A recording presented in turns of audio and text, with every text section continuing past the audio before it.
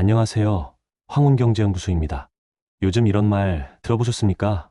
당신네 세대가 연금 다 가져가고 우리는 찌꺼기나 건질 거다 2030이 던진 이 말에 5, 60대는 속으로 이렇게 답합니다. 우리가 평생 부은 돈인데 왜 미안해야 하냐? 2025년 3월 국회는 결정을 내렸습니다. 보험료는 지금보다 훨씬 많이 내야 하고 소득 대체율은 조금 오릅니다. 국가는 연금은 무조건 지급한다고 법에 새겼습니다.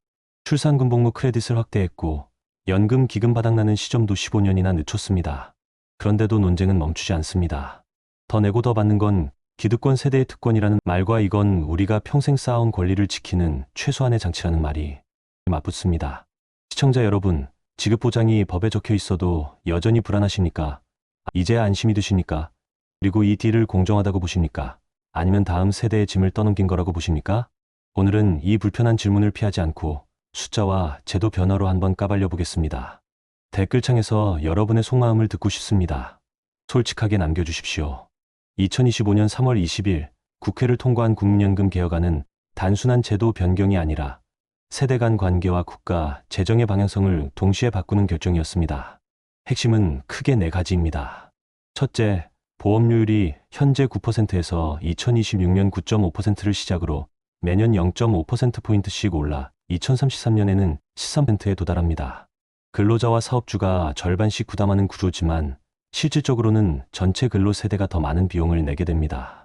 둘째, 소득 대체율이 기존 계획대로라면 2028년에 40%까지는 내려갈 예정이었으나 방향을 틀어 2026년부터 43%로 상향하고 그대로 고정하기로 했습니다. 셋째, 법률에 국가가 연금급여 지급을 보장한다는 조항을 신설했습니다. 지금까지는 명문화된 지급 보장이 없었기 때문에 수급자들이나 미래 가입자들이 불안감을 표하는 경우가 많았습니다. 넷째, 세대 배려 장치로 출산 크레딧을 첫째 자녀부터 12개월로 확대하고 상한이었던 50개월 제한을 없앴습니다. 군복무 크레딧은 기존 6개월에서 최대 12개월로 늘어났고 저소득 지역 가입자의 보험료를 지원하는 폭도 확대됐습니다. 정부 발표와 보건복지부 공식 자료에 따르면 이러한 변화로 연금, 기금 소진 시점이 기존 2055만 2056년에서 약 2071년으로 15년가량 늦춰질 것으로 추정됩니다. 로이터 통신 역시 같은 수치를 보도하며 2024년 기금 수익률이 역대 최고인 15%를 기록한 점도 긍정적인 변수라고 전했습니다. 그러나 이 수치는 전제 조건이 있습니다. 보험료율 인상이 계획대로 이행되고 기금 운용에서 목표한 위험자산 비중 65%를 안정적으로 유지하며 안정적 수익률을 확보할 수 있다는 가정이 깔려 있다는 점입니다. 표면적으로만 보면 이번 개혁은 세대 간 부담을 나누고 제도의 지속 가능성을 높이려는 절충안처럼 보입니다.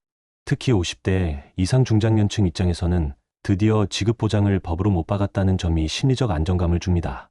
은퇴를 앞두고 있거나 이미 연금 수급을 준비하는 세대에게는 제도가 무너질지 모른다는 불안이 줄어든 셈입니다. 게다가 소득 대체율을 43%로 유지한다는 것은 매달 받는 연금액이 일정 수준 이상 보장된다는 의미이므로 생활 설계가 조금 더 명확해질 수 있습니다. 그러나 2030대 청년층의 시선은 전혀 다릅니다. 그들은 이번 개혁이 결국 자신들에게 더 많은 부담을 지운 구라고 해석합니다. 보험료율 인상분의 대부분을 본인들이 평생 부담해야 하고 기금 소진 시점이 2071년으로 늦춰졌다 해도 자신의 은퇴 시점까지 기금이 안정적으로 유지된다는 보장은 없다고 봅니다. 특히 이미 개혁한 추계에서 2041년에 기금이 적자로 전환되고 2055년이면 소진된다는 전망이 불신을 키운 상황에서 단순히 시계를 15년 뒤로 미룬 것만으로는 근본적인 문제 해결이 아니라고 지적합니다. 이처럼 동일한 개혁안을 두고도 세대별로 받아들이는 메시지가 전혀 다른 것은 각 세대의 경제적 위치와 남은 시간, 그리고 과거의 경험이 다르기 때문입니다. 50대 이상은 이미 수십 년간 보험료를 납부했고 기득권으로서 자신들의 권리를 지켜야 한다는 인식이 강합니다. 반면 청년층은 앞으로 수십 년을 더 납부해야 하는 미래 부담자로서 공정성을 요구합니다. 결국 이번 개혁안은 법적 안정장치를 마련하고 재정 지속 가능성을 개선했다는 점에서 의미가 있지만 동시에 세대 간 인식의 간극과 불신을 더 선명하게 드러낸 계기가 되었습니다. 이제 다음으로 살펴봐야 할 것은 왜 이런 세대 간의 갈등이 구조적으로 발생하는지, 그리고 그 갈등을 뒷받침하는 데이터와 논리가 무엇인지입니다. 세대 갈등이라는 말은 정치권이나 언론에서 흔히 쓰이지만 이번 국민연금 개혁처럼 숫자와 법률로 갈라지는 경우는 그리 많지 않습니다. 이번 제도 변경은 표면적으로 모두가 조금씩 더 내고 모두가 조금씩 더 안정성을 얻는다는 구조처럼 보입니다. 하지만 들여다보면 그 안에 세대별로 전혀 다른 셈법이 숨어 있습니다. 먼저 50대 이상, 특히 은퇴를 앞둔 중장년층의 입장을 봅시다.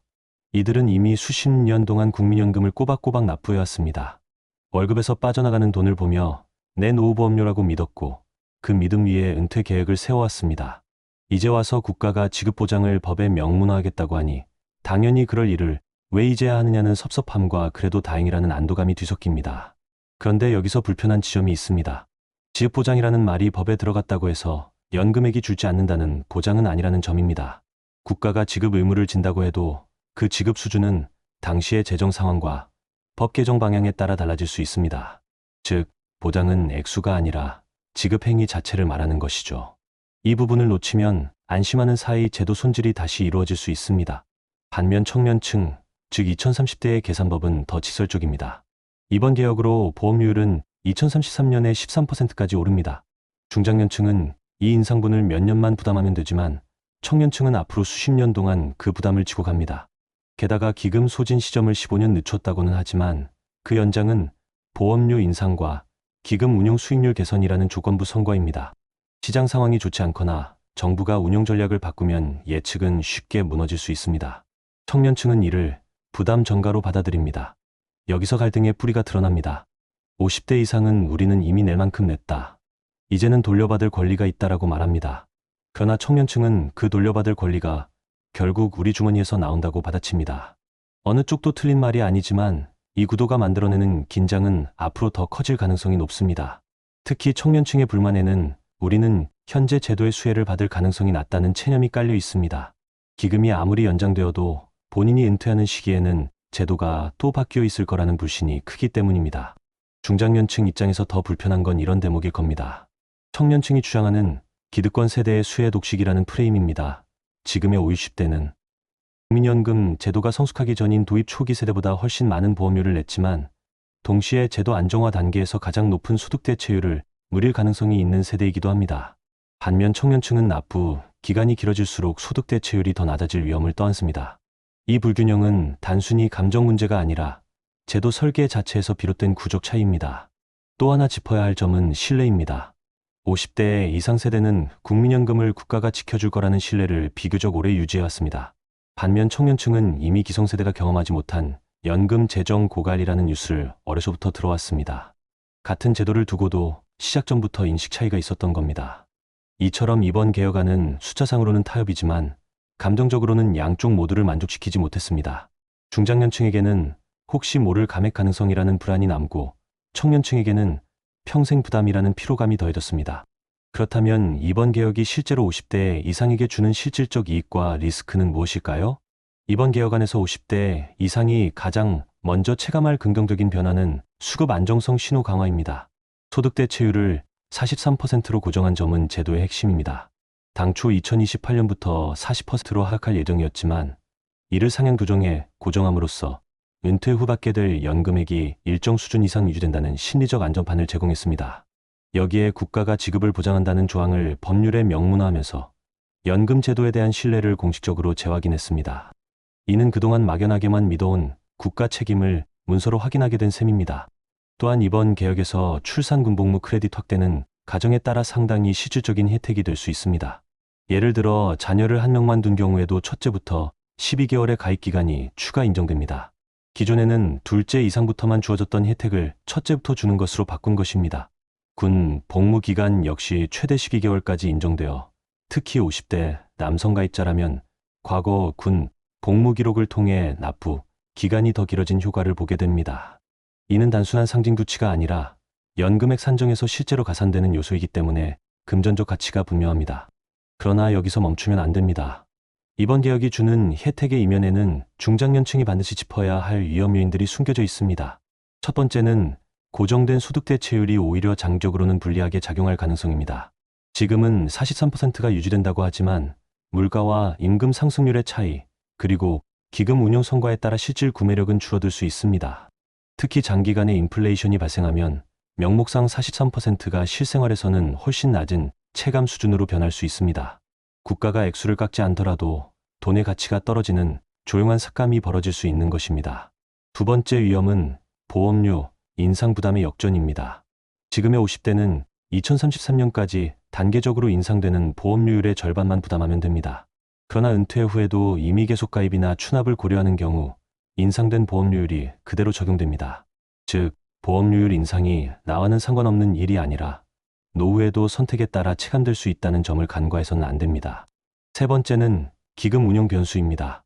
정부는 위험자산 비중을 65%까지 높이고 해외 대체 투자 비중을 확대하겠다고 밝혔습니다. 2024년에 15%라는 역대 최고 수익률을 기록했지만 금융시장은 항상 변동성을 내포합니다. 고수익을 추구하는 전략은 큰 폭의 손실 가능성도 함께 안고 갑니다. 만약 기금 수익률이 목표치에 못 미친다면 지금의 소진 시점 연장 효과는 단기간에 무너질 수 있습니다. 그때 필요한 조치는 다시 보험료를 올리거나 급여를 줄이는 것밖에 없습니다. 마지막으로 이번 개혁은 중장년층이 이미 납부한 금액에 대한 보상이 아니라 앞으로 받을 급여의 조건을 재정립한 것이라는 점입니다. 즉, 과거의 납부액과 상관없이 제도의 틀을 바꿔버릴 수 있는 권한은 여전히 국가에 있습니다. 지급보장 명문화가 제도 폐지를 막는 방패일 수는 있지만 급여 수준을 조정하는 칼날을 막아주지는 못합니다. 결국 50대 이상이 이번 개혁에서 얻은 것은 당장의 안정 신호와 일부 가입기간 인정 확대지만 동시에 실질 구매력 하락 가능성과 운용성과 의존 위험, 추가 부담 가능성이라는 그림자가 따라옵니다. 이러한 양면성을 제대로 이해하지 못하면 당장은 안도하다가 몇 년 뒤 달라진 제도 앞에서 더 큰 혼란을 겪게 될 수 있습니다. 이제 남은 질문은 이것입니다. 50대 이상이 이 개혁에서 얻은 안정과 혜택이 감수해야 할 위험보다 크다고 판단할 수 있을까요? 아니면 단지 시간을 벌었을 뿐 구조적인 불안은 그대로 남아있는 걸까요? 이번 개혁이 15년 안팎의 시간을 벌어준 것은 분명합니다. 하지만 25년이 끝이 아니라 유예라는 점을 받아들이는 순간 우리는 다음 라운드에서 어떤 싸움이 벌어질지를 예상할 수 있습니다. 가장 먼저 거론되는 것은 자동 안정화 장치입니다. 이는 경제 상황이나 인구 구조 변화에 따라 보험료율이나 급여 수준을 자동으로 조정하는 규칙을 미리 법에 넣는 방식입니다.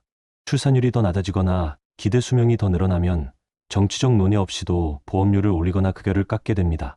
표면적으로는 정치적 갈등을 줄이는 합리적 장치지만 50대 이상에게는 좋을 땐 더 받고 나쁠 땐 덜 받는 방식이 노후 소득 안정성을 위협할 수 있습니다. 반대로 청년층은 부담을 최소화할 안전판으로 여길 가능성이 높습니다. 둘째는 세대 간 형평 구조 개편입니다. 일부 연구기관과 학계에서는 현 세대의 기득권을 보장하면서도 신규 가입자에게는 더 많은 적립을 요구하는 구연금 신연금 분리 구조를 제안합니다. 쉽게 말해 지금 50대 이상은 기존 약속을 최대한 유지하고 2030 세대 이후에는 더 엄격한 규칙을 적용하자는 것입니다. 이 방안은 중장년층에겐 유리해 보일 수 있지만 청년층은 우린 처음부터 불리한 게임을 한다며 강하게 반발할 수 있습니다. 세대 간 갈등의 골이 더 깊어질 수 있는 대목입니다. 셋째는 보험료 지원과 보정장치 확대입니다. 이번 개혁에서 이미 저소득 지역 가입자 보험료 지원이 늘었고 출산군복무 크레딧이 강화됐습니다. 다음 라운드에선 이런 장치들이 더 확대될 수 있습니다. 하지만 문제는 재원입니다. 결국 누군가의 부담이 커져야 다른 누군가의 혜택이 늘어납니다. 여기서 중장년층의 부담을 줄이는 선택을 하면 청년층의 불만이 커지고 청년층의 부담을 덜어주는 선택을 하면 중장년층의 혜택이 줄어드는 구조가 반복됩니다. 넷째는 기금 운용 고도화와 리스크 관리입니다. 정부는 위험자산 비중을 65%까지 높이고 해외 대체 투자를 확대해 수익률을 끌어올리겠다고 합니다. 이는 기금의 장기 생존을 위해 필요한 전략이지만 동시에 변동성 리스크를 키우는 요소입니다.